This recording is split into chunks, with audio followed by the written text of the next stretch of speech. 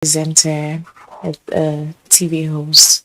That's it basically. That's me. Love it. Love it. So tell us about love. Did you like the poem? Is that your idea of love? If not, tell In us. fact, when I was listening to that poem, I was almost falling and sleeping. It was so soothing. It was like you came into our heads and you picked out the word that we couldn't say. It felt so real and very practical. To me, and I think to everyone who has a solid foundation, love is commitment. Love is sacrifice. You cannot say you love something or someone or an organization or your spouse and you're not ready to go all out for that person. Commitment is a major key in love. Sacrifice is key. There are certain things you say, oh, I love. I can't do without this thing. But once you come into that relationship with someone or a group of people, and that thing which you hold so much dear to yourself is not needed at that time, you have to cut it off to make your relationship work. Sometimes it's hard. It hurts to let go of what you really love, but for your relationship to work, you have to sacrifice. That's the ideal meaning of love: commitment, sacrifice, kindness, forgiveness, selflessness. Love is forgiving. So I love that. Love that. I was talking to a guy sometime last week and he told me love is pain, and I felt that was wrong, but I feel what he was trying to say when he elaborated on his point is what you're saying, the sacrifice, and all that it comes with, the giving up, the commitment, because I think he was saying that he would have to give up his selfish desires for this other person, and he couldn't help it. You have to give up something that is not needed at that time for that goal, that relationship. It's a goal at the moment. For it to work, you have to let go of what is not needed at that time for it to work, and it hurts. It does hurt. But love is not pain. But love is not pain. You have to establish and correct that it's not pain. It's worth it. It's beautiful at the end. But to get to that destination, it's a journey actually. But to get to that point where you have been able to make something out of a relationship, you have to strain, you have to stretch. Just take, for instance, you're trying to grease your palm together, you're cold. Take that exercise for instance. You're trying to get warmth into your body, and then you do that by greasing your palm together. There's this heat that comes in, but you're gonna have a result at the end, right? That warmth, but it gives you that heat. That's like a simple, typical explanation of what love is. So viewers, what I hear her saying is love is not pain. It is commitment. It is sacrifice. But there are growing pains, right? Yes. Very nice. Growing pains. So let's move on to courtship, dating. What's the difference between dating and courtship? Okay. I meet you. Hi, Sky. I'm a guy. You're a lady. I like you. You're pretty. You're my spec. Can we go out? Can I take you out? You guys are just dating. He's taking you on a date. Dating and courtship are two different things. When you say spec, I'm going to cut you off. Okay. You mean type? Yeah, when I say spec, I mean Nigerian. Nigerian viewers. Spec is like your type, right? Like who you fancy, right? Basically, okay. Yes. So, the period when a guy meets a lady, or in recent times, women approach men. So whichever works for you. I don't like that. It happens. But I don't like that. Well, it happens. I feel like a man. But what do you think about an older woman getting married to a younger guy? I don't mind. Age is nothing but a number, but I am vehemently against a woman. It shouldn't be. Yes. It shouldn't be. Yes. And that's like the abuse of dating. We're getting there. Nice. It happens. Okay. Let's take, for instance, a guy meets a lady and he shows his love interest to her. That period where he shows his interest, he wants to get to know her, is dating. They start going out, going to places, start knowing themselves better. That is dating. That's casual. But the moment they both want to make it exclusive, the moment they want to make their relationship an item, a thing, that points from the beginning of their romantic relationship to when they walk down the aisle, to when they get married, is courtship. They start to know each other, because truly you cannot know yourselves completely before marriage. In fact, as a matter of fact, you get to see things you never saw during courtship till you get married. So it's just a period of acquaintance. Okay. knowing the basic things, Yeah. seeing the red flags, Okay. identifying the flags, the things you can, let go, and the things you Right. cannot tolerate, such as domestic violence. Okay. Yeah. So that's a no-no. That's the Domestic no. violence. Yeah. So No. courtship is the beginning of your romantic relationship to when you get married. Now you've brought up domestic violence. Let's use that to segue into submission. Yeah. You know, what is submission to you? And do we as women lose out, or are we weaker because we're submitting? Okay. First and foremost, every relationship, every sphere, every organization in life thrives on submission. And then we bring it back home to marriage. In your space of work, you have a boss. You have to submit to your boss for the organization to move. The same thing with the union of marriage and relationship. Submission is simply yielding and accepting leadership from a superior individual. Oh, women would get on you. Actually, I know y'all don't come for me. I know y'all don't come for me, but that is it. So are you saying men are superior? See, we can't have two heads. When you take, for instance, you see an animal with two heads, that's a monster. And anyone who sees a monster will want to what? Take it out. You can't have two captains on a ship. Someone just has to be the head. And happens to be the man. That is just how it is. It's a man's world. Okay, so you're saying that our true power is in submission. Now, alpha females, and when I say alpha females, those independent, strong, powerful women would want to argue the point. How would you respond to that? I would say there's a balance. I would say you have to prioritize what you actually want. If you're really down for this thing called marriage, if you really want to have a man in your life, no man will want to have his ego crushed. No man will want to have his ego threatened. If you would really want to, if it means so much to you, then you have to prioritize where you bring your superiority complex in play and where you let it down, because you cannot contend with a man's ego. Once a man sees that a woman is trying to ride on him or ride over him, she at that point loses him. She might not know she has lost him, but Baba don't clear. He has gone because he cannot take it. Okay. You make him feel insecure by doing that. All right. Thank you. That makes a lot of sense. I have a lot more questions for you. All right. Viewers, will be right back.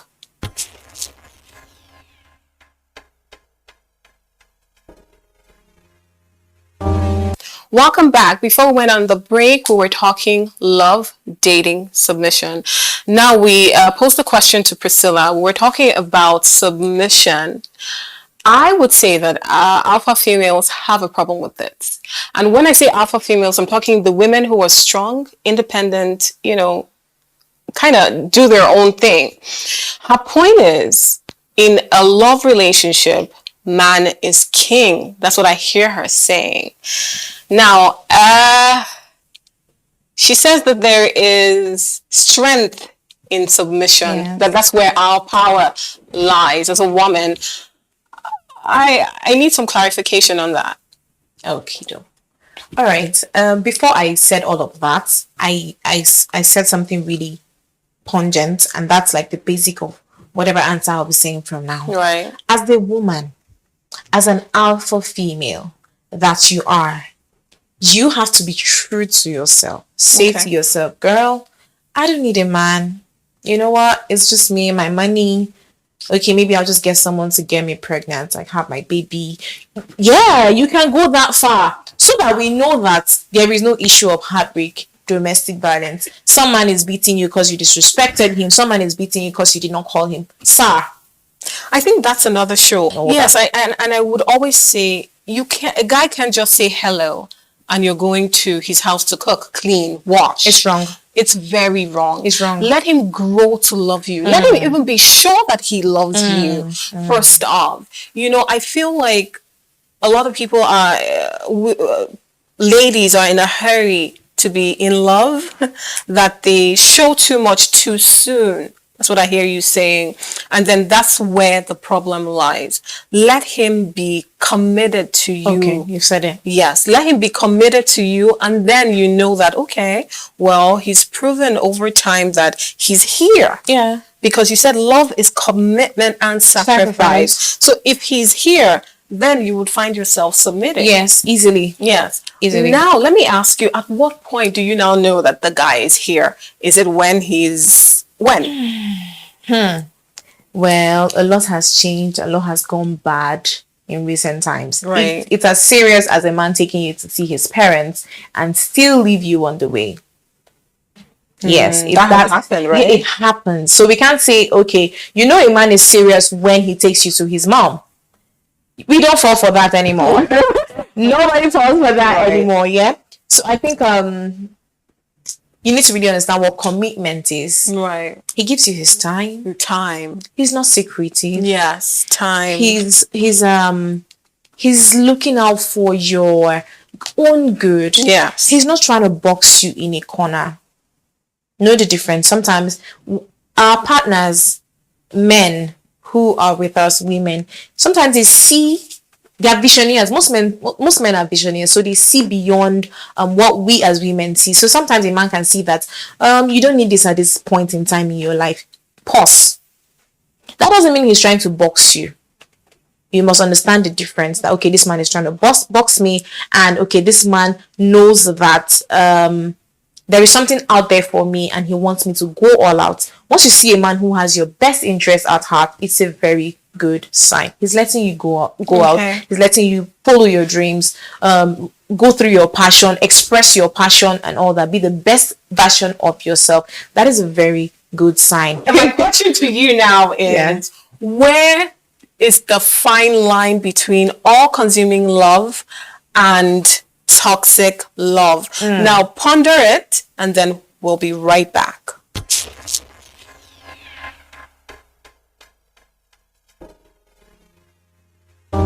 Welcome back, viewers.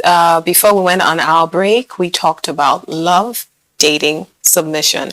We're on this question, the fine line between toxic love and all-consuming love. So the stage is yours. Everyone wants to love and everyone desires to be loved. But no man wants to be choked by your expression of his love for him. But I love him. But you love him, but he needs to breathe. He needs to breathe. He has a life outside the relationship. True. It gets toxic when a lady draws a picture of, I can't breathe without you. Yeah. My life is all about you. Yes. To be truthful, it's irritating. But the man might, because of the respect he has for you, not tell you that. Yes. But he feels like, I need to breathe. You know, for the I need to longest breathe. time, my mom would call me a guy. My dad calls me a man. Because I'm more logical than emotional. And, you know, Steve Harvey said one time, think like a man, act like a lady. And you know what? I feel like if we communicate, Communication is key. if the person loves and respects you, they hear They you. listen. Yes. I feel listen. like we should emphasize this, because I love love. Love has been kind to me. Love has been good to me. Even when I was not in love with these people, I would say, I don't love you. You're not supposed to. And people say you're not supposed to say that. Maybe I should have. Yes, I should have said it in a nicer way. But at least I communicated. Proper communication, Yes. effective communication is key in a relationship. But that did not mean that I didn't fall in love eventually. It took time. It's a process. Like I said at the beginning of our discussion, it's a journey. It's not a destination. Oh, I love you. You could fall out of love with the person in a short time. It's a journey. Can I also say that maybe the female gender has bastardized this thing called love? Because a lot of times I would hear, is that how women behave? I think men are so used to women being so responsive. All over them. Too soon. Like a picture of role. Yes. Yes. Too soon. And they're now used to, okay, Taking it all in. yes. Taking it all I in. started chasing her 2 weeks Papa, ago, so she's supposed to be she's gonna calling call me. me. Yeah, don't worry, she'll call me So back I and think all we that. should Proper do a information. show. Yes, we should do a show and tell women, fall in love, grow in love. Grow in love. Yes. Love yourself, and the man will love how you love yourself. Teach him how to love you. Let him see how you take care of yourself. Let him see what you prioritize about yourself. Oh, you see me? I don't yield over here. We don't yield on this side, so you can't yield on me. You can't yell at me, except of course I'm at fault and I need to be put in check. So therefore, there's a way you do it in a healthy way. There are people you shout at them and they lose their sense of reasoning. So you understand your partner and know that, okay, this is how I'm supposed to treat my lady. I'm not supposed to yell at her. She doesn't come from that part of the world where they shout. This is just an example. So let them understand yourselves basically and communicate. Let him know. And that by so doing, you grow together in your own pattern, because there are no stereotypes to the rules of love. You can't say, okay, to fall in love or to grow in love, you have to do this. Everybody identify yours, grow it. Learn about the scopes of your own love with your significant other, and I think it will be a success and a beautiful thing at the end of the day. Love it, love it. So let's take a break. I have a lot to assimilate. Yes, I feel like I've been schooled. We'll be right back.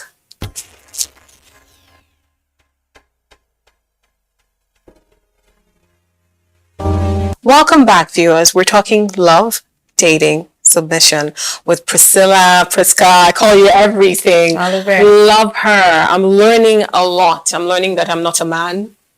I'm also learning that it's not wrong to be alpha, strong, independent. And I'm learning that submission is strength. I love that. I've also learned that love is commitment. Love is sacrifice. It's not pain, but there are growing pains. So let's talk, Priska, about dating in recent times. Has it been abused? Has it been bastardized? Are women a little too forward? Okay. As soon as you brought up the whole talk about a woman asking a guy out, I just went crazy. You have to defend and I don't like that. I think it's very wrong. Yes, that's a strong point. Yes, and I feel like that's a strong point. Millennials and a lot of modern women feel like, oh, I can do this, I can do that, I can do this. That's stepping out of line. That's stepping out of line. So to answer the question, I think it's safe to say yes, dating in recent times has been abused, unfortunately, but can be remedied. Okay. I'll give you an example. There's a young, promising lady who's in school, who was sent to the university to study, and then she falls in love with a drug addict. But she's in love, right? But the guy is a drug addict. He is not right for her.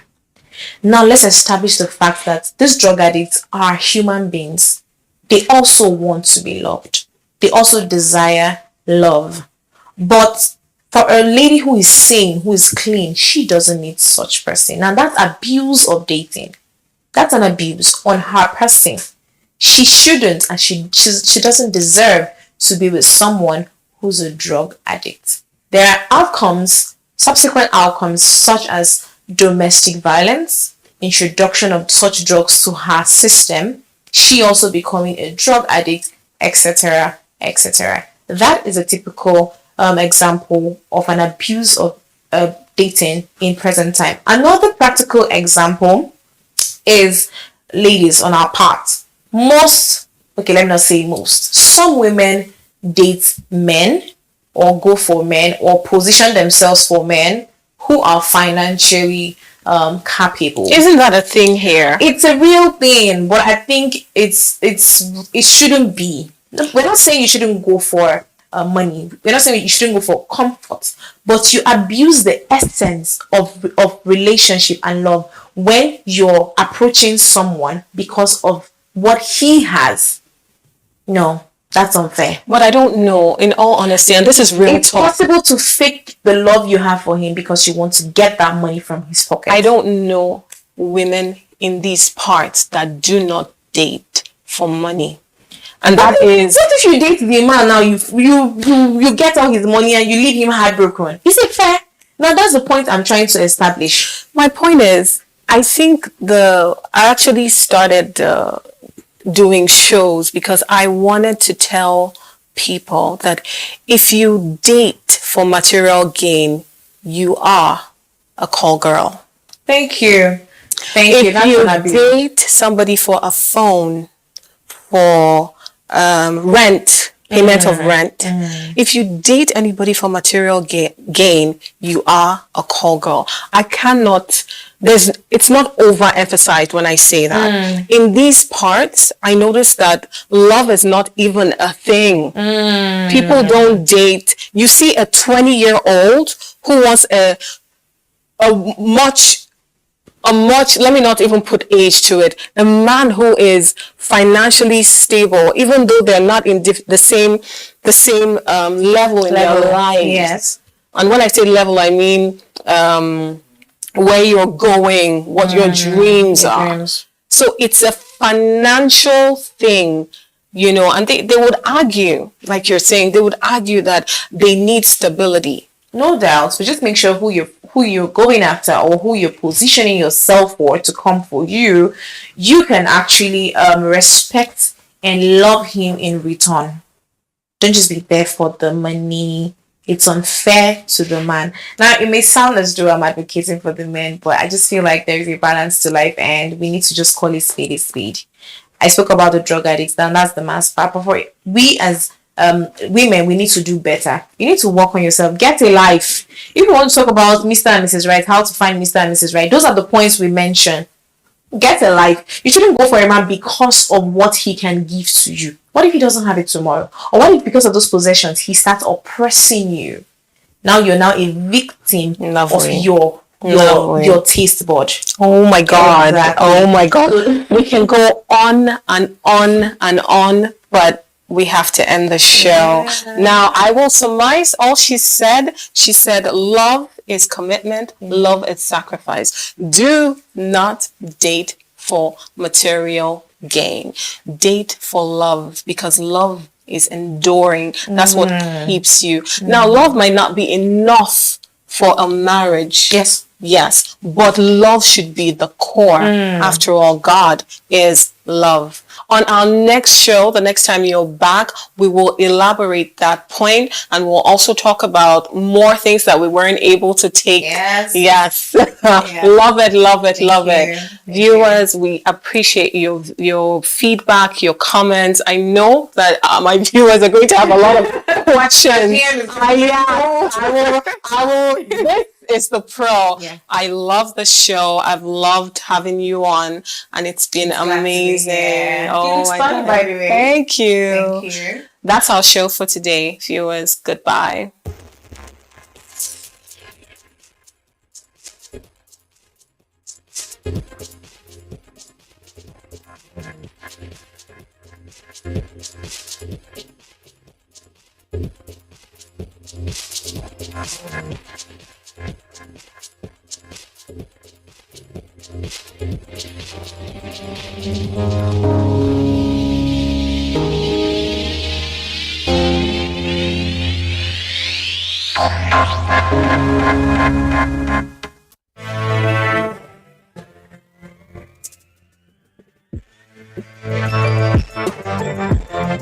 I'm actually a passionate baker. I don't rest until everything is done. When I entered university, anytime I'm broke, I'll make cupcakes and go and sell to the other students.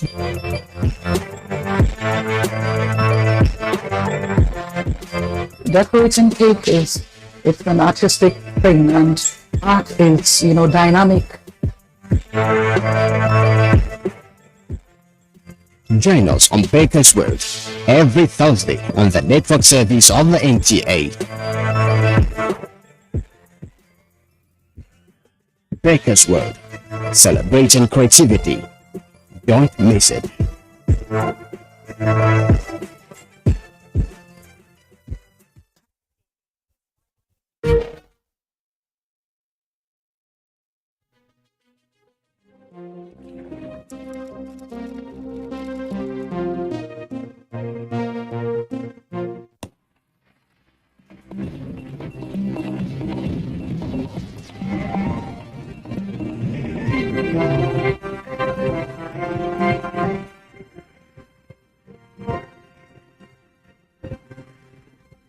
What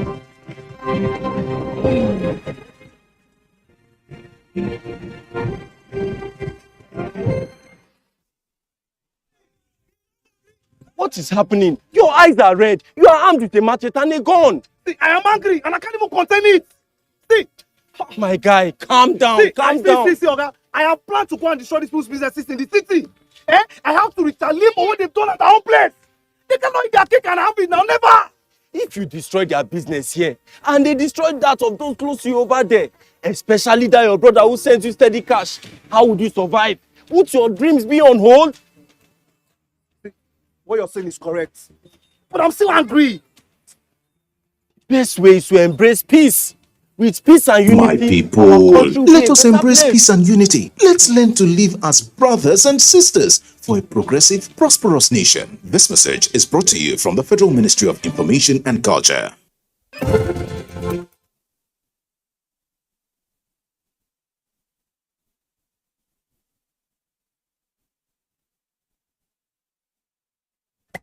"24 hours a day, 7 days a week.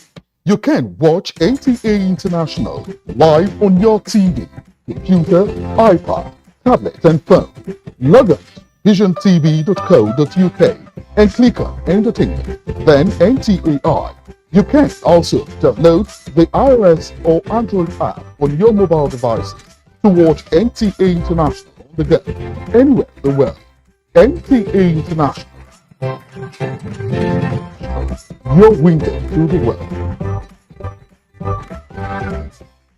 Our pastors, our imams, in every church, in every mosque, please realize that in the course of praying for peaceful and transparent elections, we all have duties beyond prayers. If we want a stable society before, during, and after the elections, what should you be saying to those that worship with you? All Sundays and all Fridays, you are saddled with the responsibility of bringing up good generations. It is therefore. Welcome to the news update on NTA News 24. I'm Comfort Amadu. With the expansion of security cooperation between Africa and Japan within the framework of new approach for peace and stability, Nigeria and other African countries will benefit in skills development from Japanese technology towards eliminating insurgency. Speaking in Tunis at Tokyo International Conference on African Development Summit, Nigeria's Minister of Foreign Affairs Geoffrey Onyema explained that various security mechanisms supported by African Union, such as Multinational Joint Task Force, the G5 Sahel, and the African Standby Force, needs to be recalibrated to meet up with the current challenges against terrorism and banditry. Onyema believes that the TICAD partnership is another platform for engagement in addressing global problems in health, climate change, and economy, and assured of Nigerians' full support for the objectives of the summit and other multilateral forums. Submission by key players at the ongoing 6th International Culture Summit in Edinburgh, Scotland, have identified skills, arts, and creativity as a motivator for sound education and human capacity building.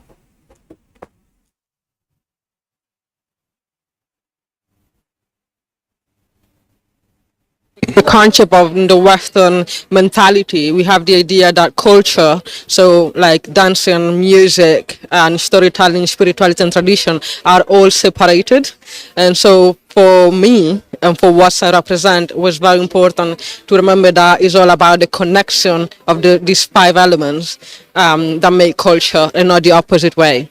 And that's the crux of education today. We have made young people passive consumers of prefabricated content. But we don't give them that agency, capacity to do things, to mobilize their cognitive, social, emotional resources, to build that agency and that co-agency. We never live in isolation. We always do things in interaction. Because be it technology or science, they are only tools. Content is king. And that is one area we should put a lot of emphasis on. And that makes me quite glad to see that going back, we have been doing the right thing in Nigeria. And reports just reaching us in the case that the Federal High Court has dismissed suit seeking the extradition of suspended DCP Abakari to USA for trial. And that concludes the news update. Many thanks for watching.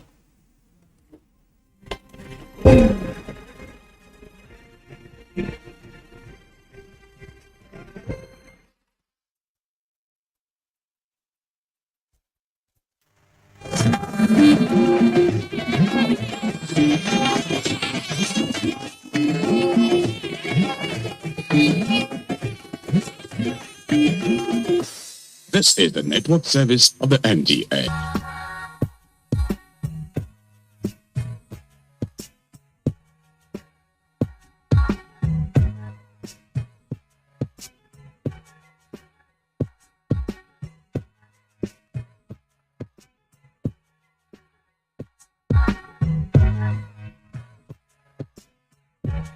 Hello and welcome. This is Property and Style, your one-stop shop on everything real estate.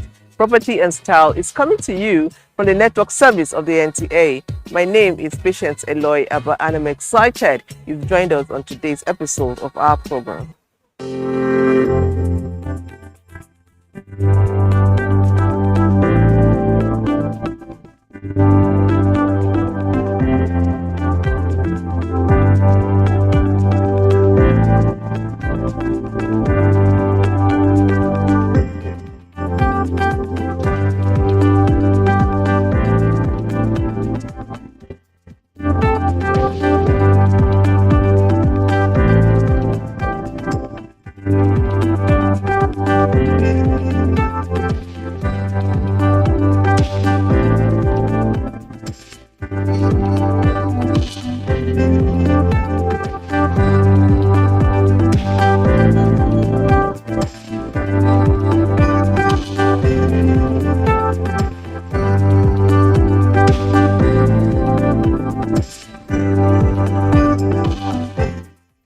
Welcome back on Property and Style. Like I always say, we bring you events that happen around the built environment. Recently, there was a very special event. We were there.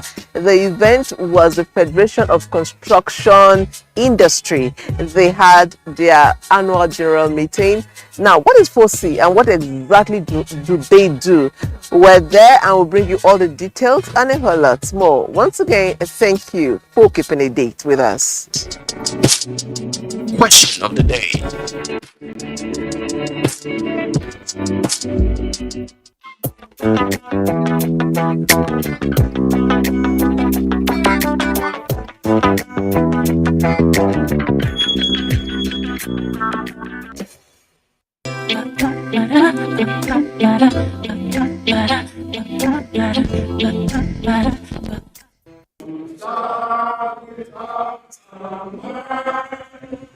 One day the morning freedom, peace and unity.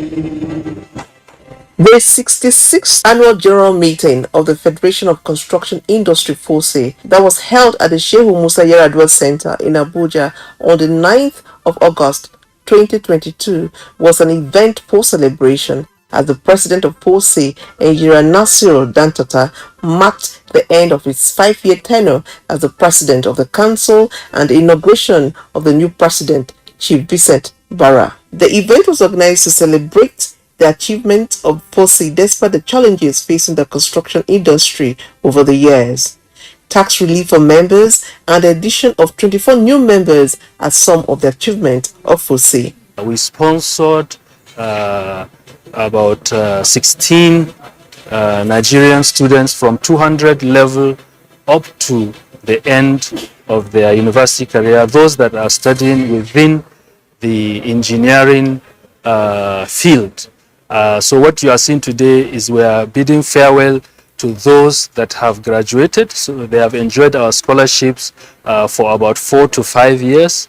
Many of them have graduated with distinction. Some are already on scholarships locally and abroad.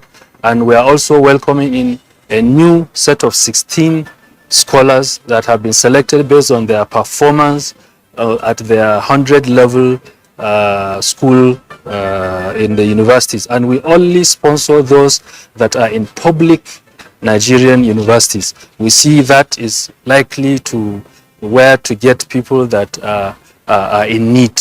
In addition, and in a bid to invest in human capital development and improving competence in the built environment, the event witnessed the graduation of trainees of the Fossil Skills Acquisition Academy. With this certificate, I plan going around the world, starting with going further, understanding more of what I've been taught through, getting deeper and more experience in what I've been taught, and going to practice what I've been taught so I can become better and a world-class expert in the future. FOSI also awarded the sum of 300,000 per annum and upward review in the scholarship to indigent students who are interested in having careers in the construction industry. The event also witnessed the coming on board of new scholars and the graduation of the old ones. The scholarship scheme is a lifesaver for many and an investment into the human capital development in this country. And I'm glad to see that it's being sustained and it's indeed growing to greater heights than what it used to be. Okay, being a beneficiary, I feel is a life changer. Yes, because I come from an indigent family. My father is not a graduate. My mom is a graduate, but she just like graduates with little or no pay. So this scholarship really helped me gain experience and also gain a lot of connect with people, connect with like minds, even outside the scholarship. So I really thank FOSI enough, and I'm short of words, honestly. Feel excited. It's a life-changing opportunity. It comes with so many things attached to it. My internship, I don't have to struggle again. During NYC, I can be placed with a member company to serve. I got to know about the scholarship on the 15th of October 2021. That was the last day for the scholarship. I saw it on my departmental platform and decided to apply for it. We are like 10 that applied, and those that were shortlisted were just 2 of us, me and my colleague. There were goodwill messages. FOSI has been part and parcel of the Federal Ministry of Work and Housing. Because in terms of engagement, I think my ministry have the largest engagement of contractors, both local and international. And we have been dealing with them, engaging with them with all cooperation and all necessary assistance. And I also want to say that in as much as we have been doing that, let me inside the committee that we continue to do that, continue to engage very well with good cooperation to achieve good results for the country. I also want to congratulate FOSI on this initiative of self-application training and those that have graduated and those that are yet to be graduates. And also on this scholarship, all other initiatives of FOSI that have been said today, I think they are well in line with ministry objective and ministry. And finally, let me say congratulations for this AGM. Congratulations to our own Elianati Nadada. The soil company is one of the biggest soil company. Another one is one that do good contract going on. The children of Kali Nara and the construction of the Kali Validation Section 1. We encourage them to do more. And the highlight of the meeting was the voting in of new council executive members. It will be recalled that when my immediate predecessor was assuming office as president of FOSI, 14 scholars were awarded scholarships at the rate of 250,000 naira per person per year. Today, as I assume office as the president, we are onboarding 16 fresh scholars at an increased rate of 300,000 naira per student per annum. We hope to keep this pace up. The industry needs deliberate actions at tackling the challenges facing it. My administration will leave no stone unturned in arriving at solutions to these problems. I sincerely appreciate what the past presidents, the BOT, chief executives of member companies, council members, and our secretariat, all the various standing committees are put in to make the industry what it is today. The expectations are high. We will not disappoint you in any way. This is a big task for all of us. Together, we shall attain lofty heights. I wish to thank Almighty God for making this day possible. And this day marks the beginning of a new era in FOSI that will work tirelessly to consolidate on the gains so far made.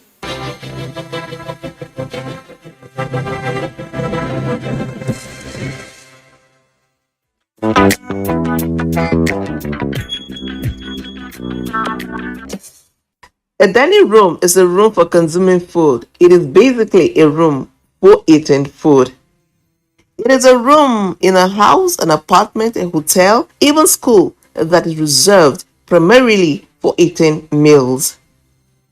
In modern time, it is usually adjacent to the kitchen for conveniences in serving. The dining room is mostly furnished with large dining table and several dining chairs. The common shape is usually a rectangular table with 2 armchairs at both ends and armchairs along the sides of the table. Although other activities may also take place outside mealtime, like family devotion, schoolwork, study session, or even an office. A dining room is important as a reference room within the house. When a family sits down together, it helps them in handling the stress of daily life and the hassles of day-to-day existence. The dining room is a very important room within the house.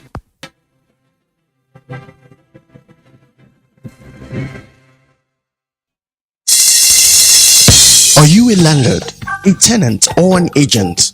Are you a real estate developer or interested in housing investments? Then this is the right platform designed specially for you to promote your business and services. To learn more about property investments, tune in on this station every Monday at 11 a.m. If you've got questions, we have answers. For further inquiries, please call us 080-6641-7900. Or you can send us an email at propertyandstyle@gmail.com or visit our website at www.ntaproperties.com.ng. Property and Style, the future is now.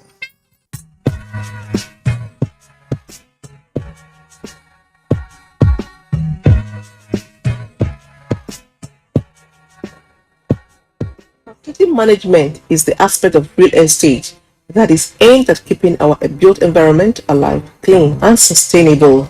Compared to the other professions in the beauty subsector, facility management in Nigeria is relatively new.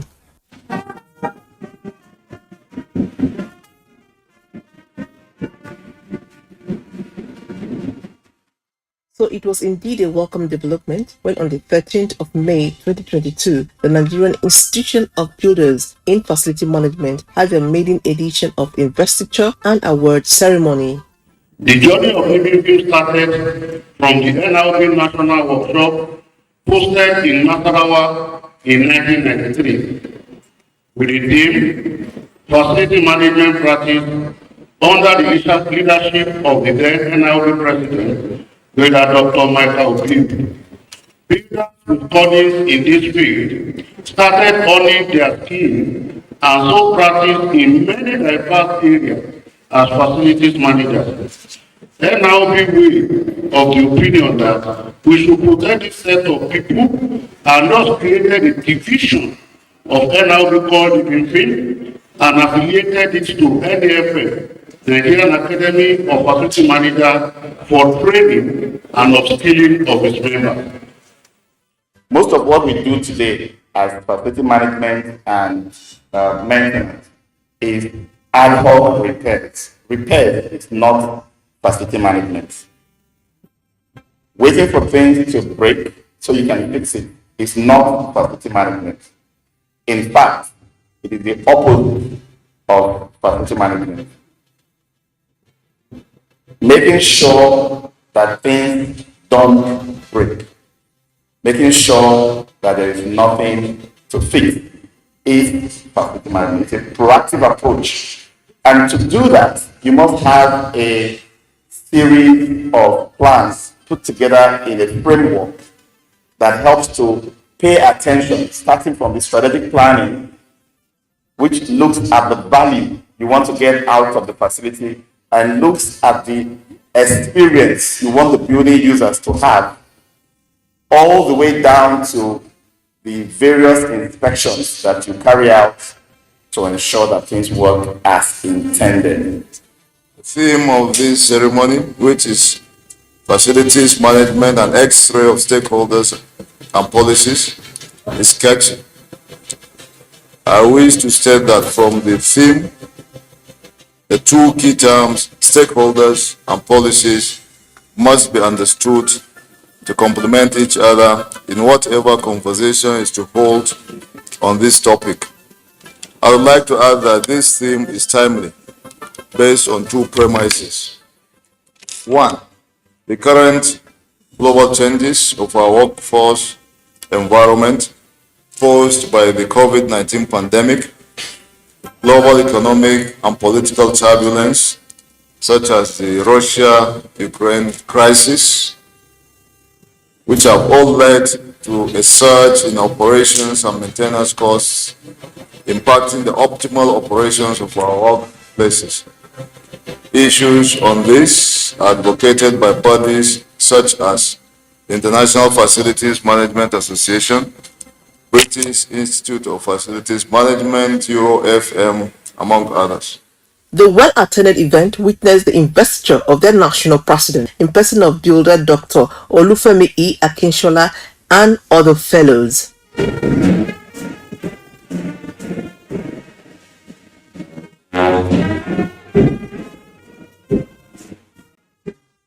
All this is coming after the President of the Federal Republic of Nigeria's Executive Order 11.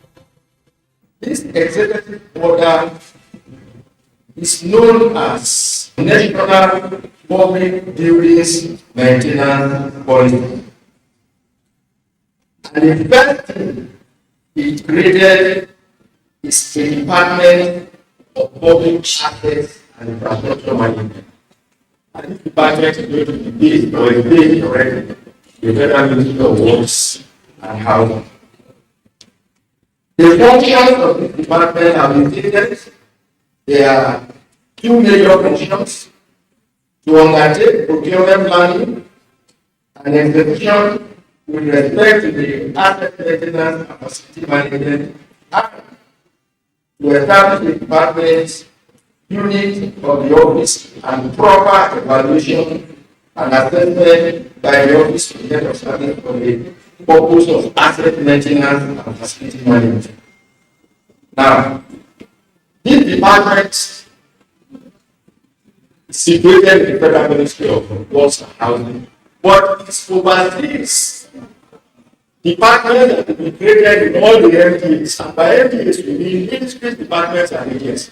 So anywhere that the federal government, any organization that the federal government has done more than 5% of its income realized from the federal government is expected to establish a department or a unit, depending on how the head of service assesses that agency.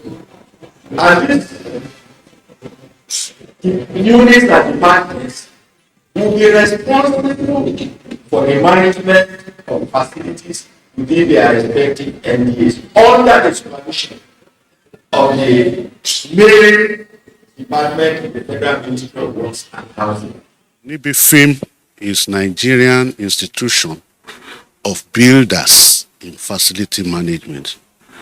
Facility management is a multidisciplinary profession that encompasses all the 7 built environment professionals who can practice as facility manager after updating and upgrading their skill.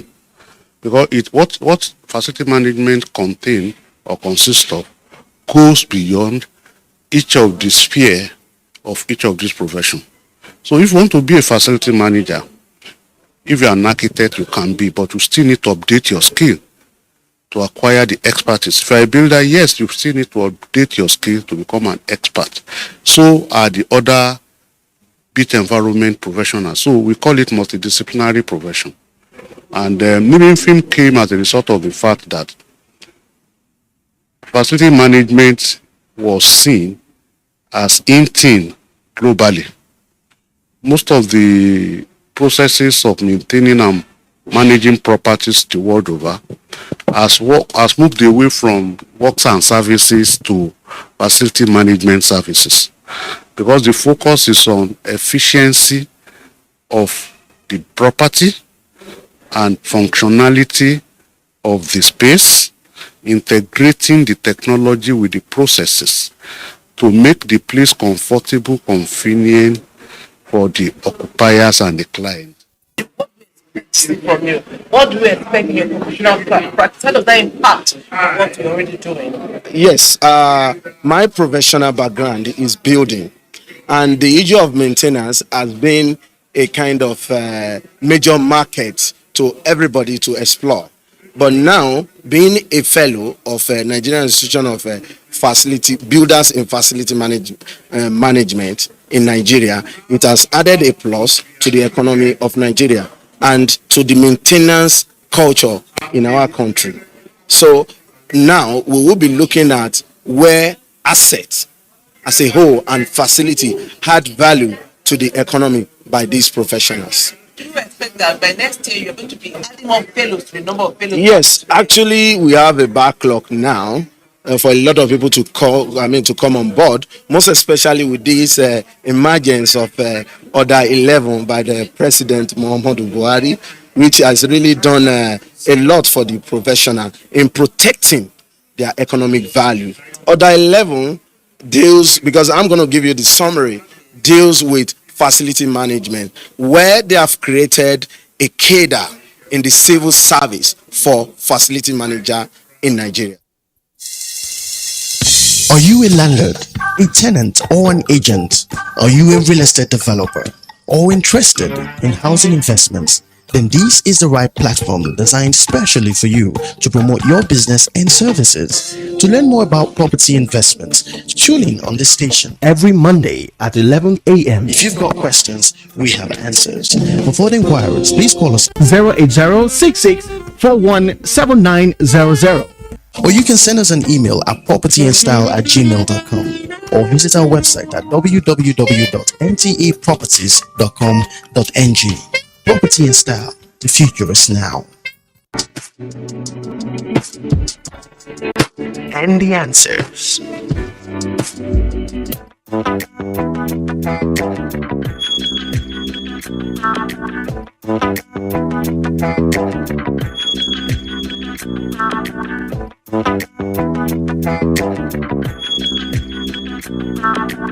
We've come to the end of today's episode of Property and Style. Thank you so much for staying with us to the very end.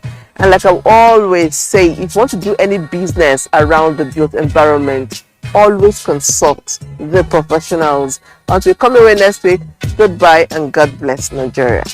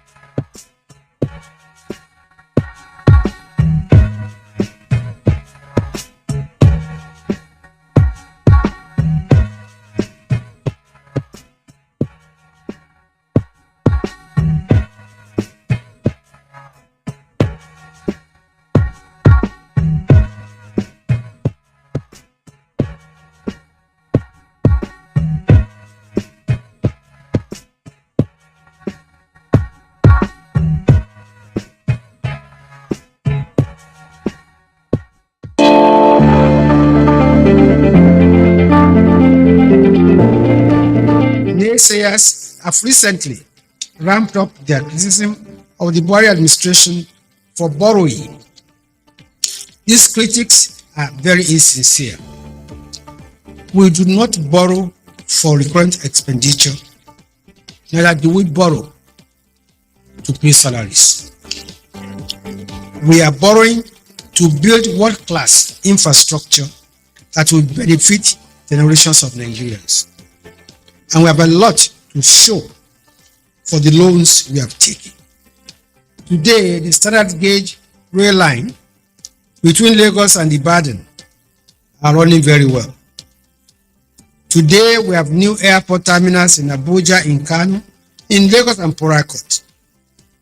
Today, the Itakpe-Warri rail line that was abandoned for decades is now running. Today, we have well over 13,000 kilometers of federal roads under repair, rehabilitation, and reconstruction. There's a road project in every state today.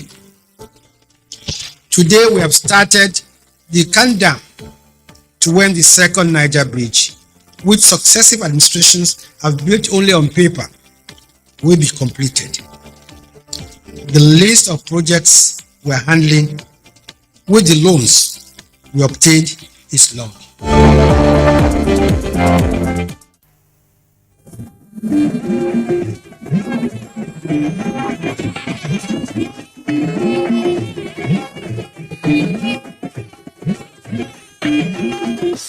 This is the network service of the NTA.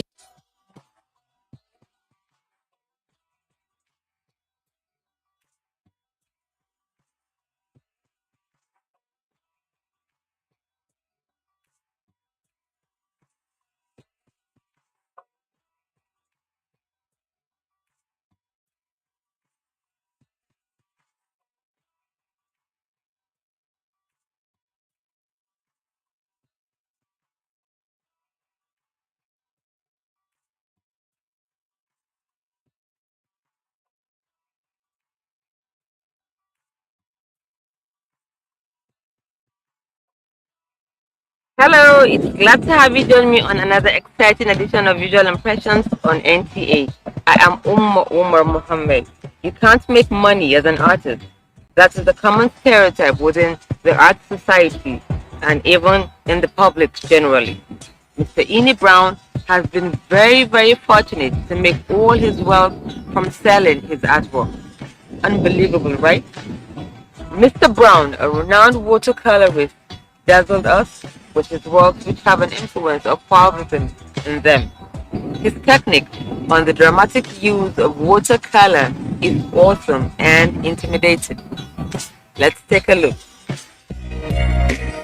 Ini Brown is one of the most versatile and prolific watercolorist practicing artists in Africa. He received a first-class distinction from the Federal Polytechnic, Auchi, Edo State, where he trained formally before he had some informal research and training on the use of watercolor, which he effortlessly mastered in England.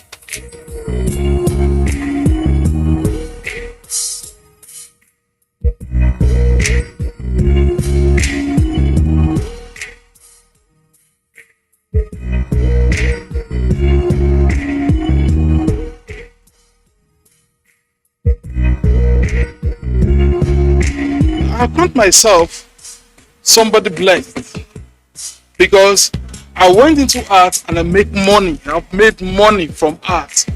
All I've made is from art. And I'm telling you, by the grace of God, I'm a comfortable Nigerian because in all spells of life, I have been comfortable. I've never been a poor person and I've never done any other business. In fact, if I tried every other business, maybe like art related or something, they always failed. Ini Brown has been a watercolorist from the beginning. Auchi Art School is known for its marvelous colors that use vibrant colors. They call the Auchi School the colorist school. When you see any product from Yaba, you know that this is from Yaba. When you see anyone from ABU, Zaria, you know that this is from Zaria. If you see anyone from Ife, they normally use the honor motifs more. The Usuka school uses the uli more. The Auchi is vibrantly colored landscapes and everyday life. So Ini took the Auchi art school out of Auchi to the world.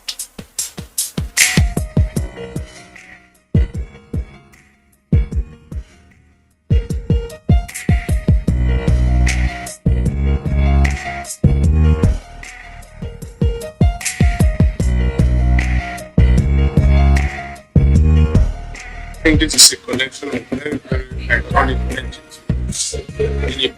As you know, it's essentially a watercolor specialist, but he's able to express himself using other mediums as well.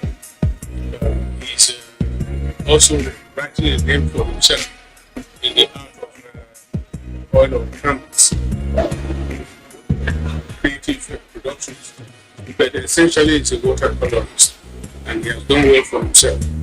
His name is everywhere. He's a foremost watercolor artist in Nigeria.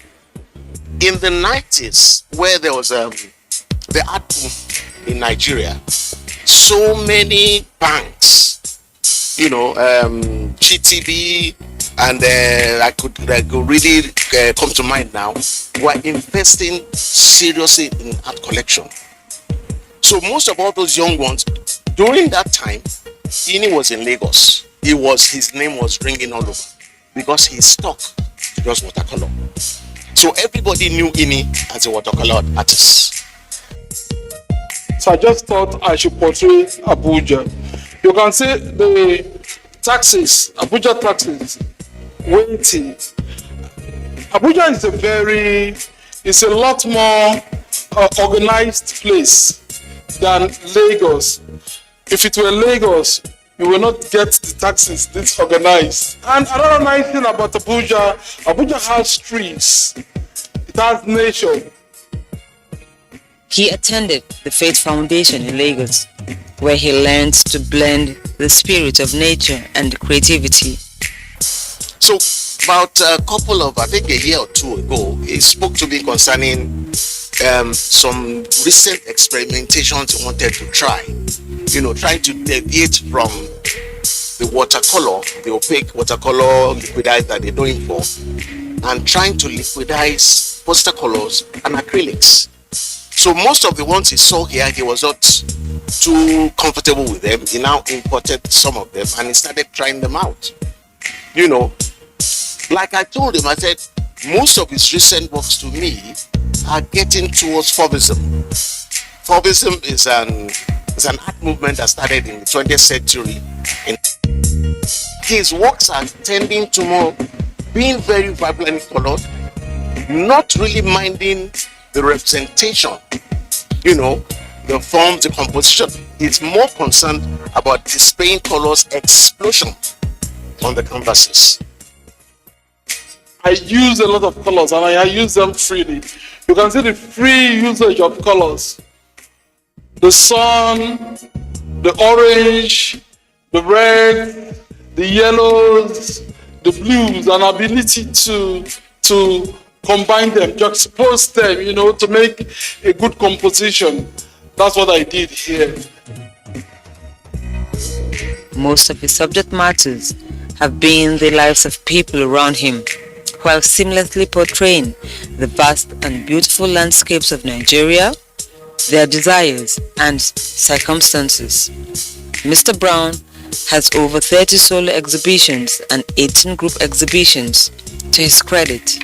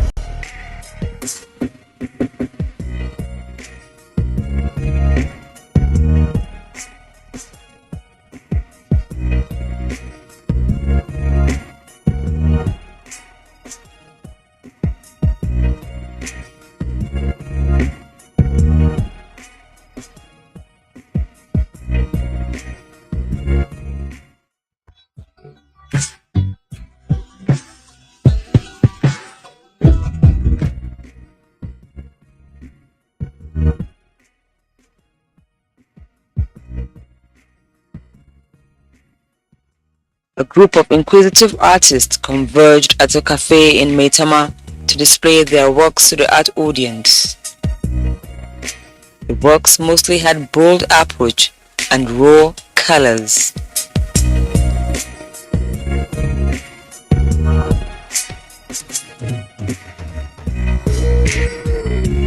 This painting here, I title it View of the Beach. This is an imaginary place I go to whenever I am stressed, whenever I am worked up. I like to go to the beach and just be at one with nature and water and everything. So I like to paint whatever I feel. So this is my interpretation of an ideal beach place I would like to be. It's a very lovely initiative. Arts in Nigeria and the encouragement of art is not, artists are generally not encouraged, and for you to do this and organize this shows that you're encouraging them, and I love it. I've seen the piece, like this particular one you're standing behind here, and that has the buildings on somebody's head. It reminds me of a political leader having to carry shoulder the economic burden of the country on its head, and so it's someone that appeals to me personally.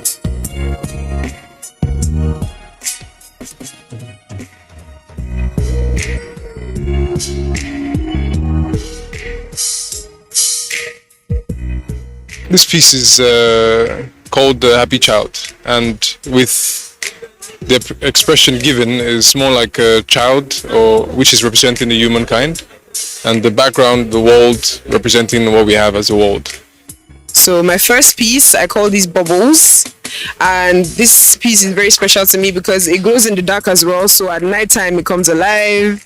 This piece represents a graphical imagery in my head, the colorful things that my head has brought to life, and this piece just shows that we can put aside all our worries and just express ourselves on a canvas.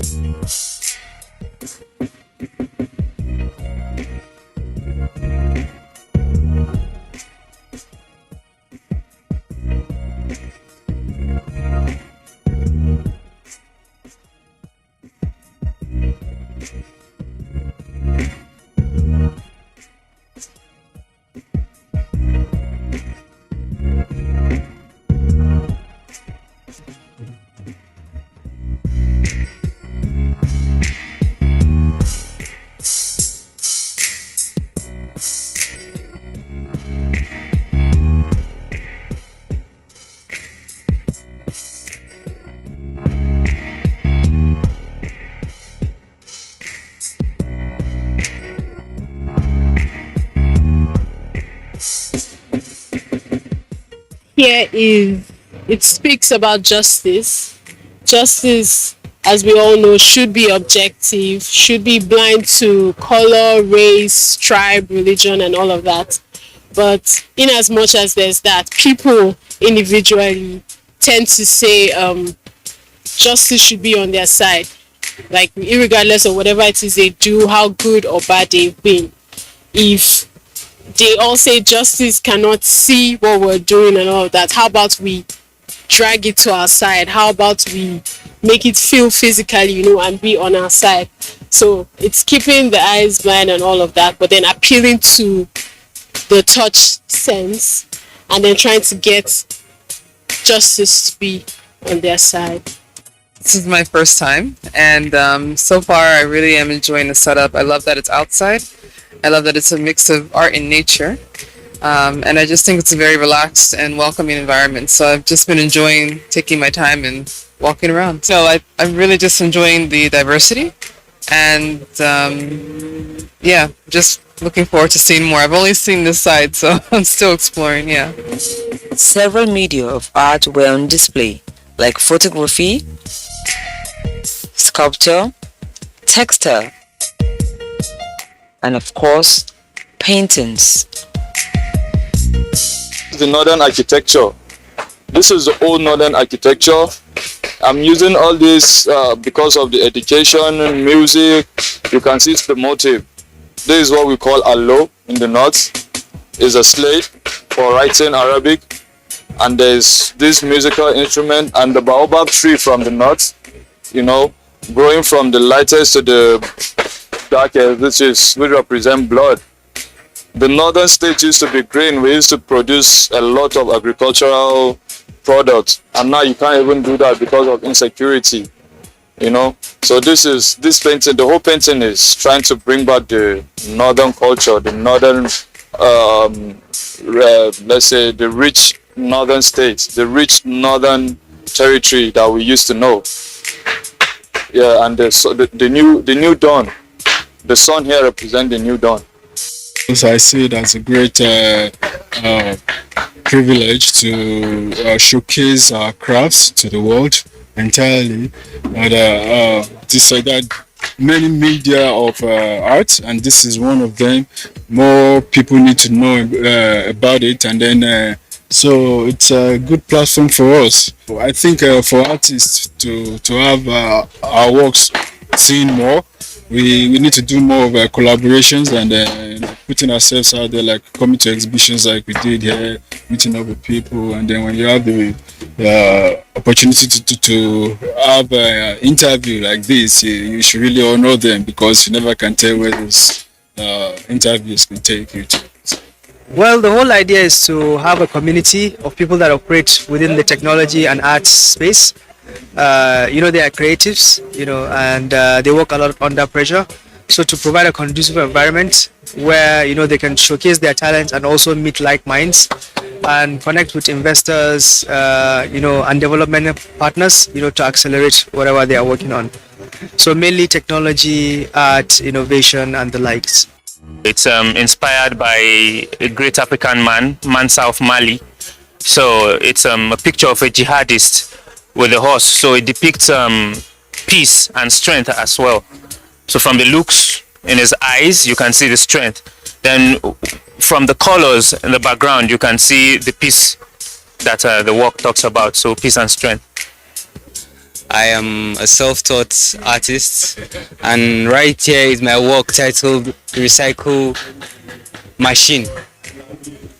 Well, the recycle machine is made with acrylic, plastic bottles, paper carton, and oil on canvas. The concept of the work is inspired by upcycling and recycling, because you know, it's something we don't do in this part of the world. There's a tag here titled "Made in Nigeria," so that anywhere the work goes, you know it is made in Nigeria. And this African map is just like an identity for it. You see the people holding the pots is traditional. Something we have here. We usually put our stuff on our head, whatever it is, even if it's our problems, we carry it on our head. So yeah, basically this is debris from tea. This is carton. This is a sign to show that it is inspired by, the inscription is inspired by Nsibdi. So yeah, these are the batteries, and these are Ankara textile. Basically, that is what it is. The recycling machine, you throw your thoughts on it, you recycle it back to energy. This is in my numerous journeys to the eastern part of the country. I witnessed and I saw a lot of palm trees, little waterfalls, not like big waterfalls that you can find in the west, but little waterfalls in the east, and it always fascinated me. This is actually a place in the east. I go here to sit down and, you know, maybe read or listen to music. I normally sit down at this corner, so I just thought I should paint it.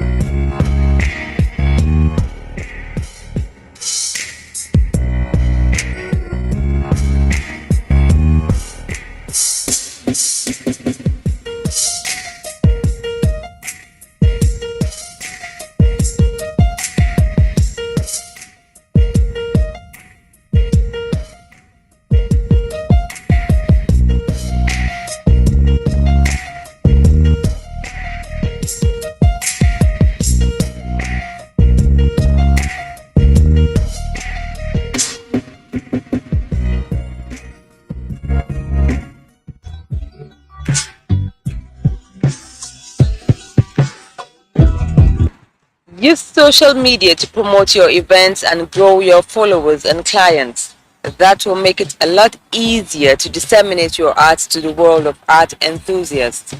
Also meet with artists or art members of each community.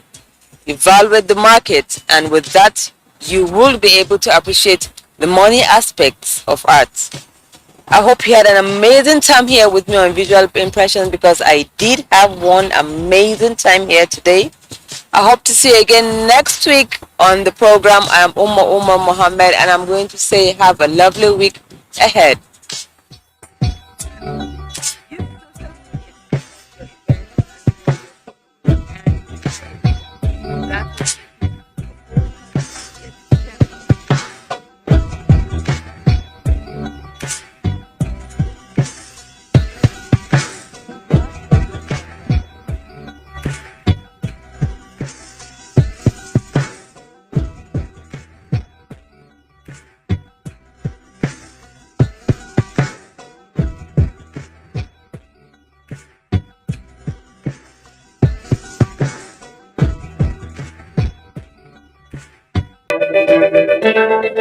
Understanding the universal language and timeless qualities that every great art piece exudes is a quest for many. Art is a means of communication, a symbol of humanity, depicting aesthetics in various forms. Art connotes strength and visibility as a way of preserving heritage, promoting culture, and painting pictures of our daily realities.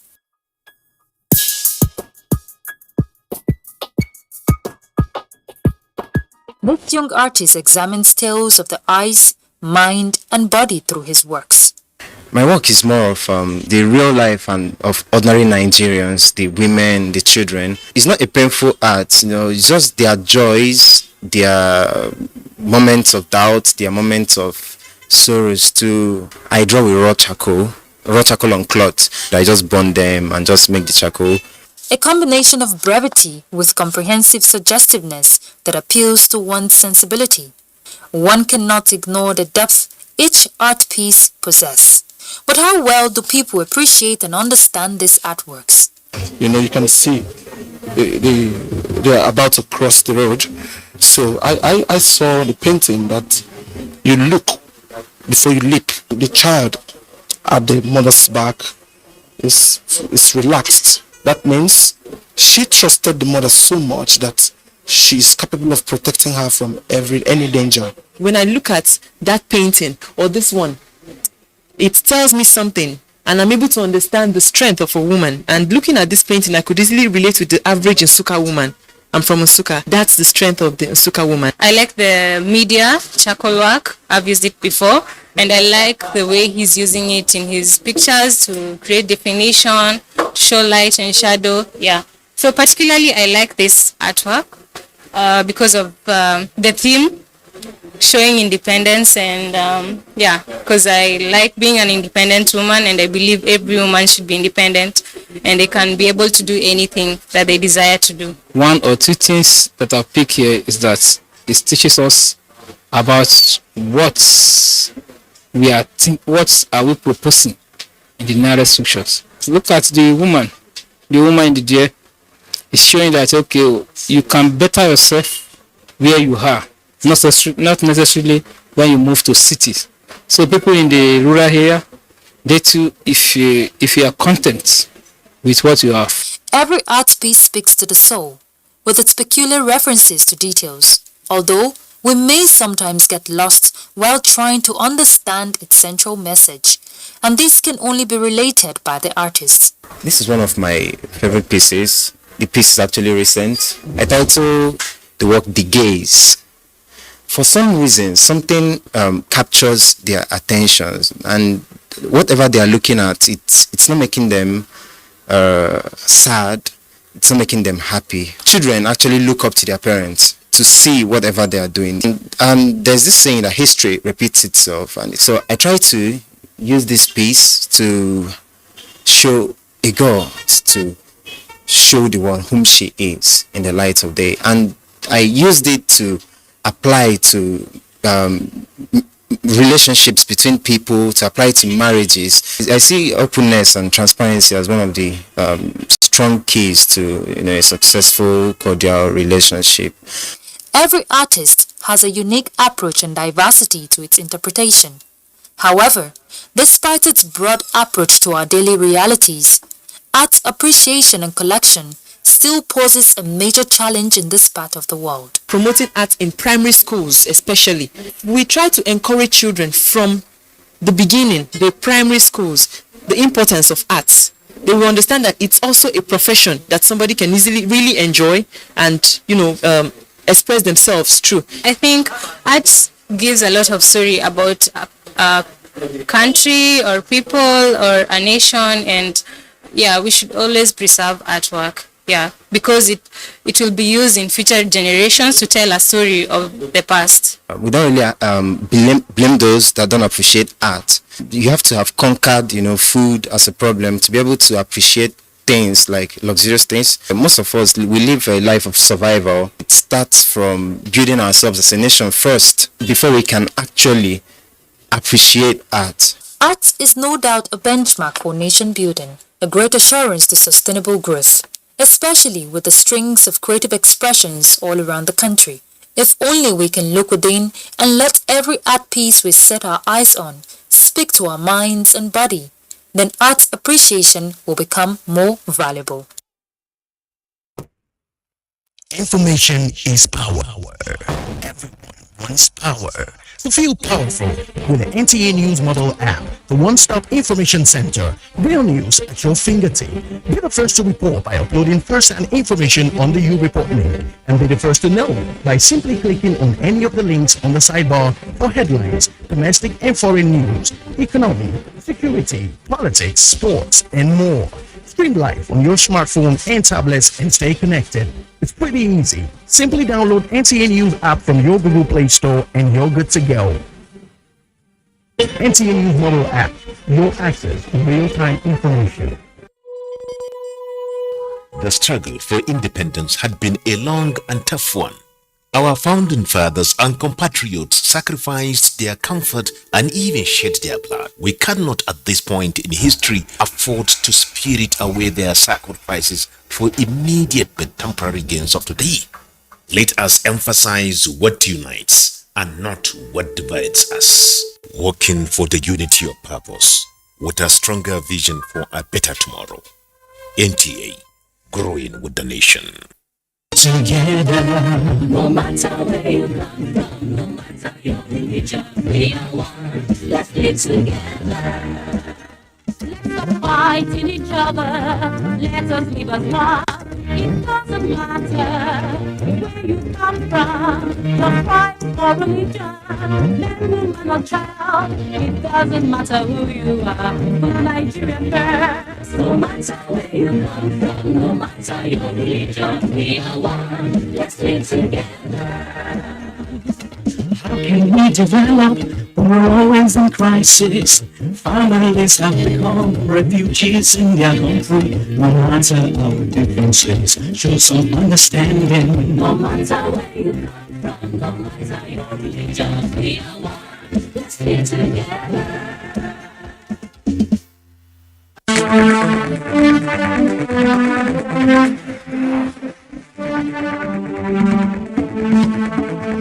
NTA Tuesday Live, analytical, in-depth, educative, and interactive on national issues, accommodating all sides of opinions. We as a people have understood that we have to fight corruption before it fights us back.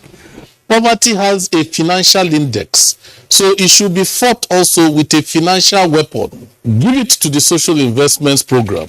It has been a very courageous battle. Tuesday Live, every Tuesday at 10:30 p.m. Join us.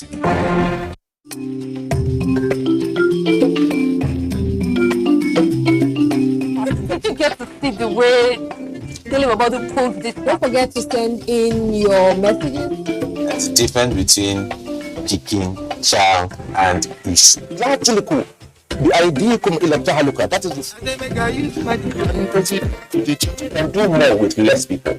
If we have a better way of addressing these issues, taking care of... Congratulations, you were able to sign some Verna from RB Leipzig. So you take water before your workout. People have used that very little TikTok to do that.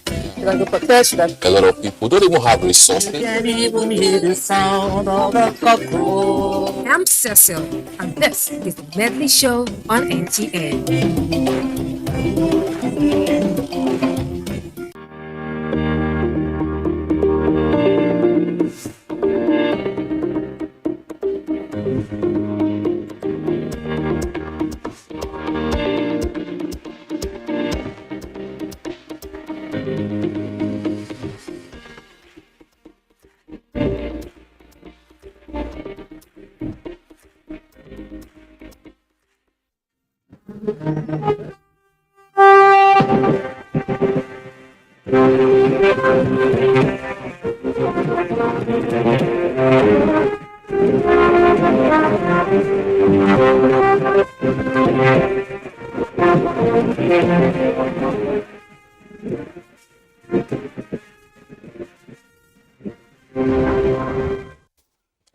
A new agricultural policy tagged National Agricultural Technology and Innovation Policy have been introduced by the federal government. Plus, we'll also be telling you the Nigerian Army has officially handed over 2 dismissed soldiers to Yobe State Police Command for criminal prosecution over the alleged murder of a Yobe cleric. These and more will bring to you shortly on Panorama. Welcome, I'm Ruth Aguilera.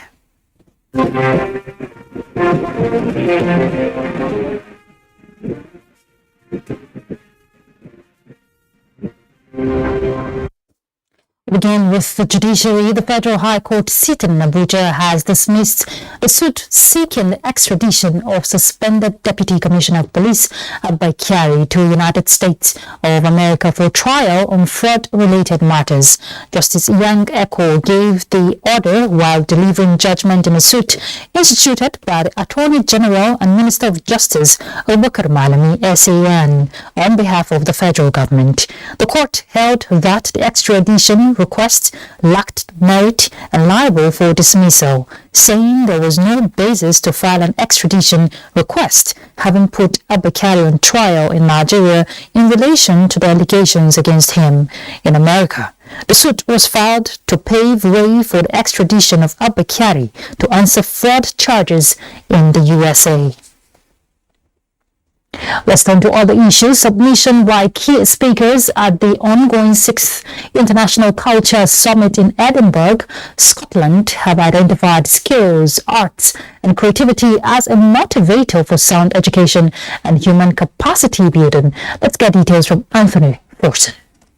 The summit, which is the world's leading gathering of culture ministers, both artists and practitioners, made submissions that were dedicated to exploration of culture and education. Afela Omoyele Balogun, a movement artist, educator and choreographer, spoke on the place of using the body and fusing it into education. The concept of the Western mentality, we have the idea that culture, so like dancing, music, and storytelling, spirituality, and tradition are all separated. And so for me, and for what I represent, it was very important to remember that it's all about the connection. We need to understand one another in order to be able to appreciate one another and understand where we come from, so that we get rid of issues such as xenophobia, racism, and Afrophobia. Andres Shilha enumerated how skills are very important in any learning process. And that's the crux of education today.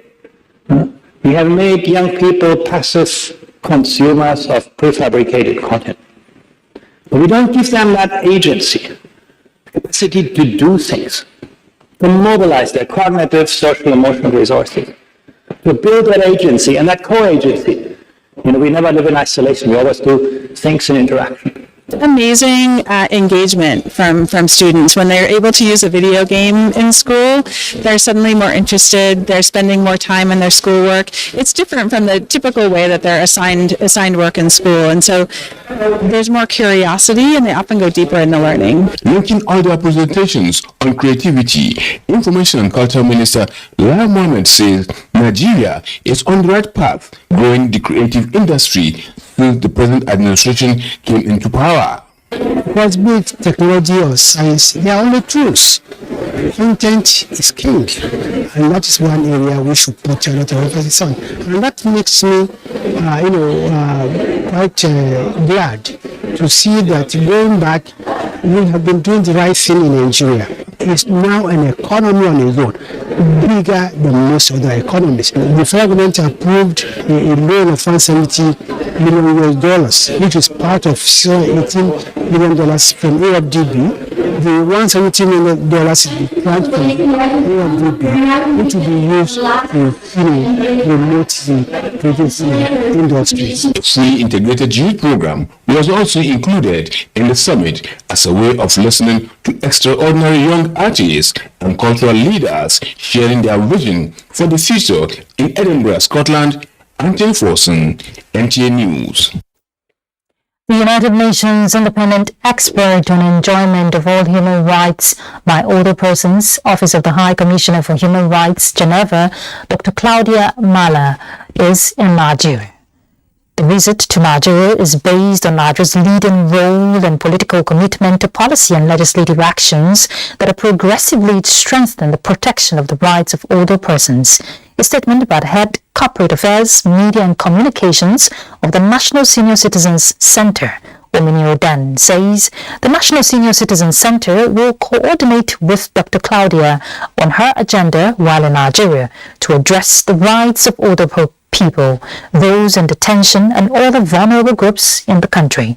The visit is also geared at assessing the implementation of national, regional and international standards relevant to the rights of older persons and promotion of best practices relating to the protection of these rights, as well as investigate and report on development, challenges and gaps in the realization of the rights of older persons. She will be in Nigeria from Monday 29th August to 9th September.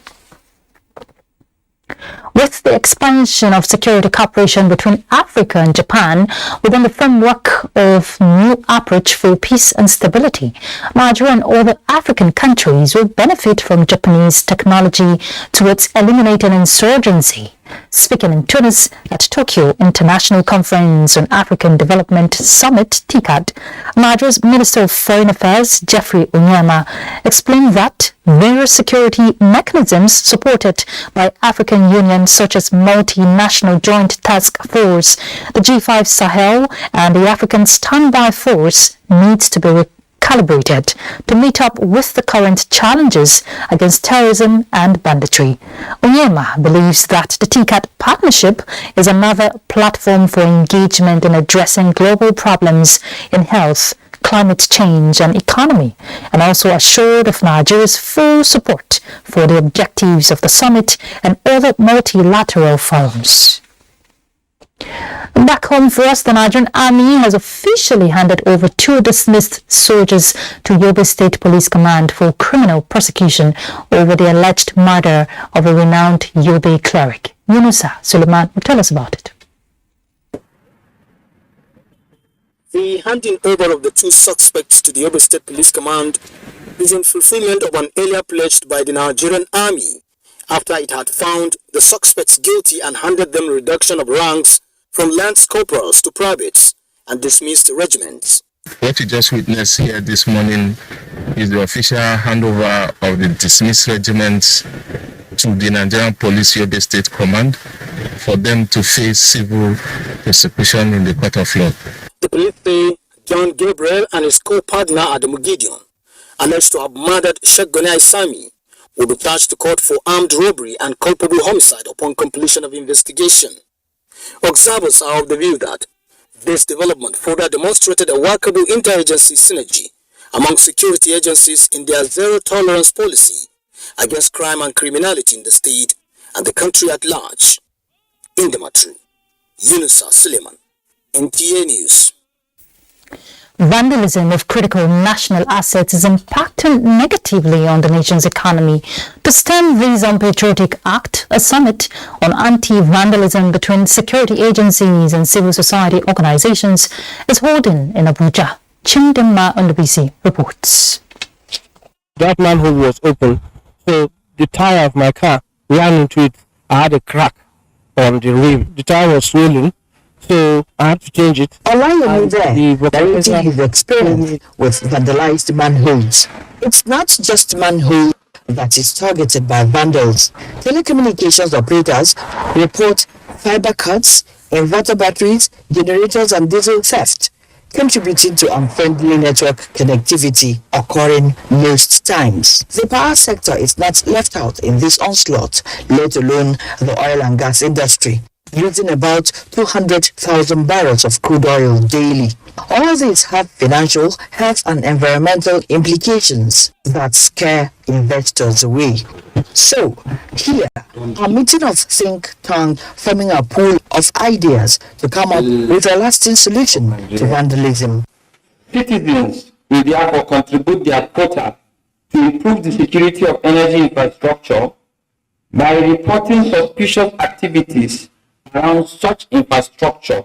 Members of respective communities must guard against the destruction of telecoms infrastructure and also naming and shaming those caught in the act. We are training and retraining to make sure that there is peace. We have also suggested to government on the need to establish a national infrastructure trust fund to protect and maintain this infrastructure. Engaging youths in meaningful ventures, especially in the ICT sector, that presents huge job opportunities and prompt response of security agencies to reports of vandalism are possible solutions suggested at this summit. In Abuja, Chimdemma Ondobisi, NTA News. Nigeria Policy Hackathon is engaging students on national issues through a debate organized in Abuja for active involvement of youths in politics and policy making to build a progressive Nigeria. Ekene Ndolue reports. And the most troubling part of this inequality is gender inequality, youth inequality. Nigeria is the country with diverse ethnic groups. They are no longer taking a backseat, and they want their voices to be heard. Nigeria Policy Hackathon has provided the platform for students from various states across the country to debate on various issues of national interest. Youth participation in politics, gender sensitivity, foreign policy and climate change dominated discussions as the youths advocated greater inclusivity of young people in policy making. We should go out, we should vote, we should sensitize others, we should be involved in politics. We don't have to leave it for just the leaders. We have to do something for ourselves, so we have to do something for our society, we have to do something for our community. For the organizers, the debate is designed to educate and engage youths on issues around policy making. The hackathon is where you crowdsource ideas. So we wanted to use this approach, the hackathon approach, to crowdsource policy ideas from young people across the country. And using that model to also impact on their knowledge on policies. Riding on the slogan, "Change begins with me," these students believe individual contributions will go a long way in achieving the Nigeria of their dreams. Ekene Ndolue, NTA News. Now let's go on a break. We're back. Stay tuned. The vaccine offers hope for a safe country free of coronavirus.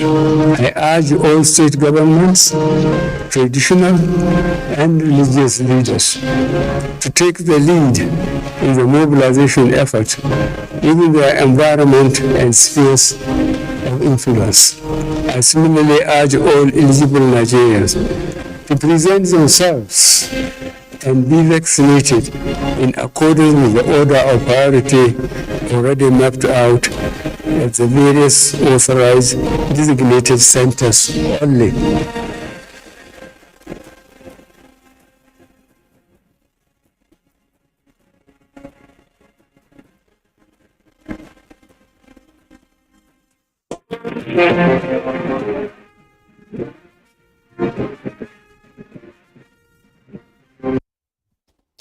Welcome back. The federal government, through the Ministry of Agriculture and Rural Development, has introduced a new agricultural policy tagged National Agricultural Technology and Innovation Policy, NATIP.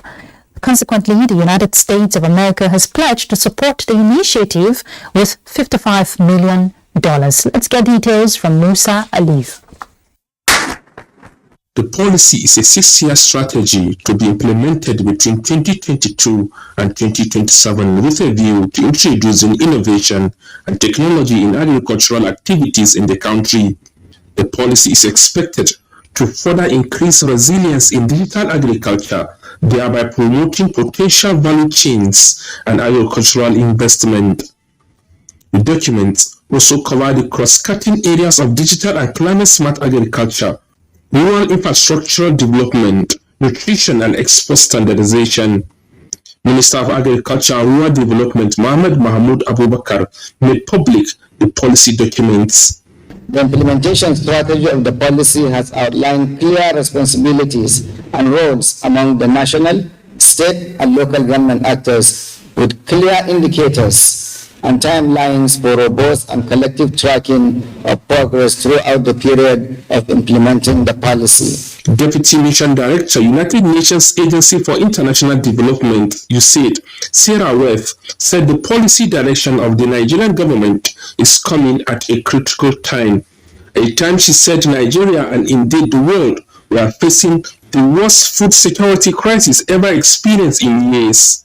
We will provide direct food assistance in areas with high levels of acute food insecurity and to those experiencing greater vulnerability to price shocks.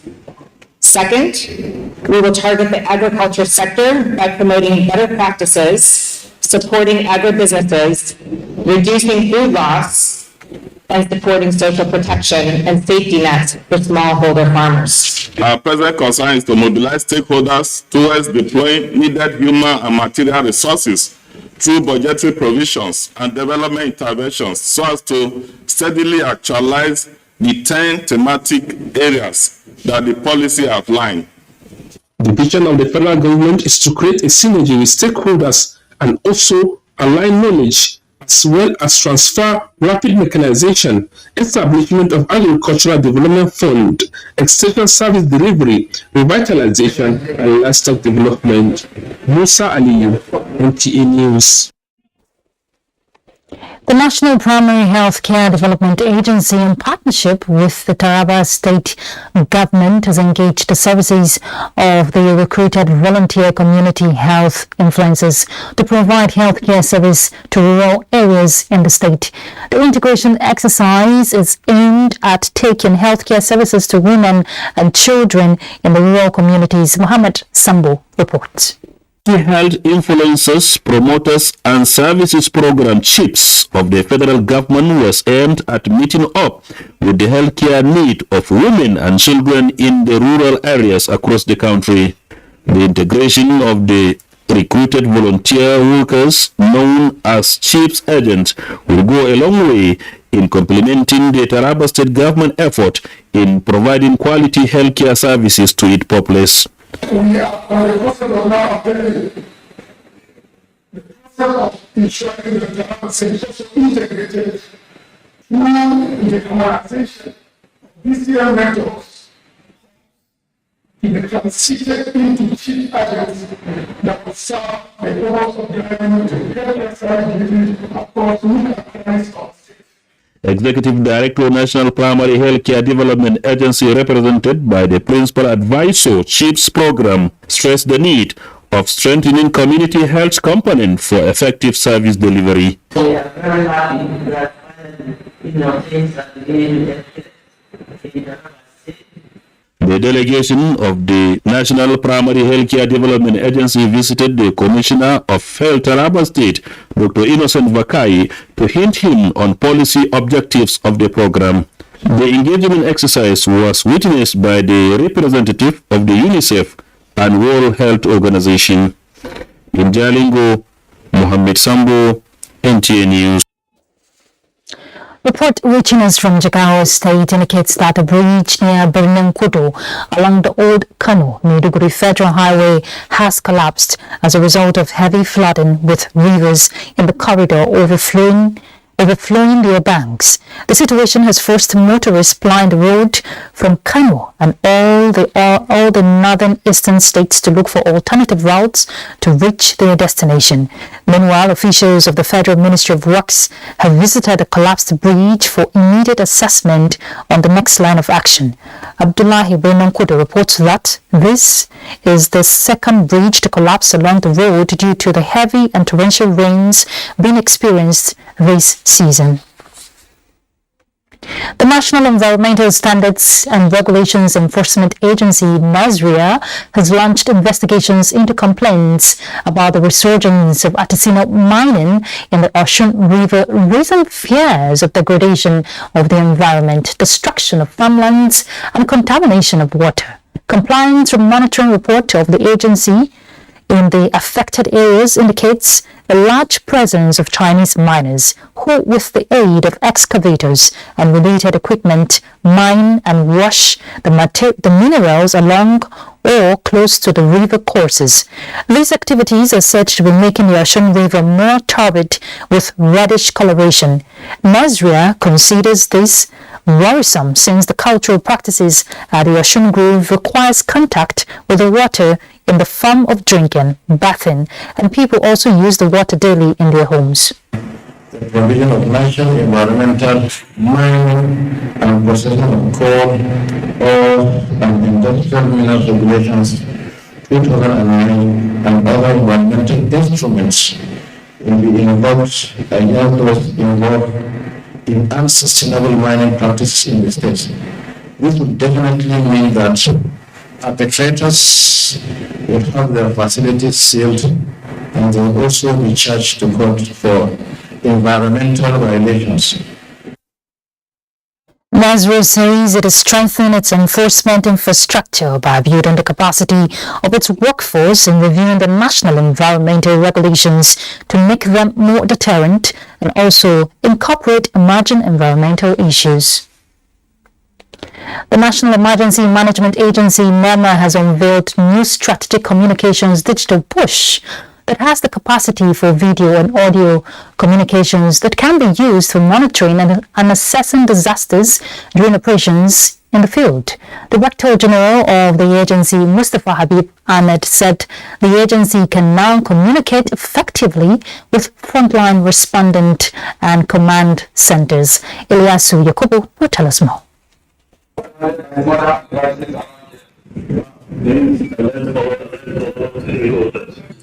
According to the technical expert, the new communication gadget is a high-terror emergency solution to ensure secured wireless link to enable frontline responders to communicate with command centers.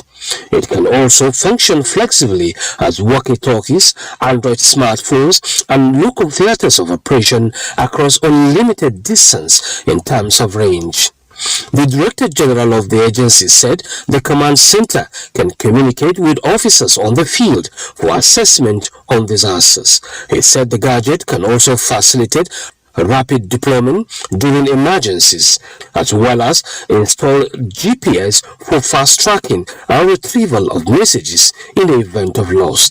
We have global video usage, and then we have smartphone usage for this. So that means you can communicate by text messages, you can communicate by audio calls, you can also communicate by pictorial sending pictures, you can also communicate by video live stream of what is happening in the field. While congratulating staff of the agency, the DG NEMA enjoined them to take full advantage of the new gadget for optimum performance. In Abuja, Ilyasu Yakubu, NTA News. Right, that's Panorama. Thank you very much for your time, but we're handing you over to another live telecast. It's the official flag off of the construction of critical roads in Port Harcourt. Do enjoy.